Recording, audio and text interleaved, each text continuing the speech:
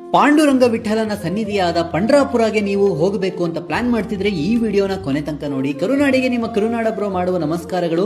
First Chandrabhaga ನದಿಯಲ್ಲಿ boating ತಗೊಂಡು ಸ್ನಾನ ಮಾಡ್ಕೊಳ್ಳಿ. ಅಲ್ಲೇ ನಾರದ ಮುನಿ ದೇವಸ್ಥಾನ ಕೂಡ ಇದೆ, ಹಾಗೆಯೇ ಅಲ್ಲಿ ವಿಠಲನ ಪಾದಗಳು ಕೂಡ ನೀವು ನೋಡಬಹುದು. ಇಲ್ಲಿ ಇರುವ ನಾರದ ಮುನಿ ದೇವಸ್ಥಾನ 6 ತಿಂಗಳು ನೀರಲ್ಲಿ ಇರುತ್ತದೆ, ಇನ್ನು 6 ತಿಂಗಳು ನೀರಿನ ಮೇಲೆ ಇರುತ್ತದೆ ಹಾಗೂ ಪೂಜೆಗಳು ನಡೆಯುತ್ತದೆ. ಪಾಂಡುರಂಗ ವಿಠಲನ ದರ್ಶನ ಮಾಡಿಕೊಂಡು ನಾವು ಬಂದಿದ್ದು ಪಂಡ್ರಾಪುರದ ಒಂದು ಅದ್ಭುತವಾಗಿರುವ ಜಾಗವಾದ ಸಂತ್ ಕೈಕಿಡಿ ಮಹಾರಾಜ್ ಮಠಕ್ಕೆ.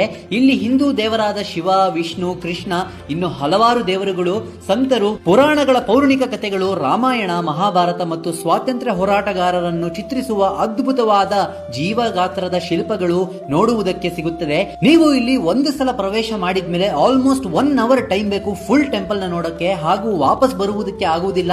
500ಕ್ಕಿಂತ ಹೆಚ್ಚು ವಿಗ್ರಹಗಳು ಹಾಗೂ ಶಿಲ್ಪಗಳನ್ನು ನೀವು ಇಲ್ಲಿ ನೋಡುವುದಕ್ಕೆ ಸಿಗುತ್ತದೆ.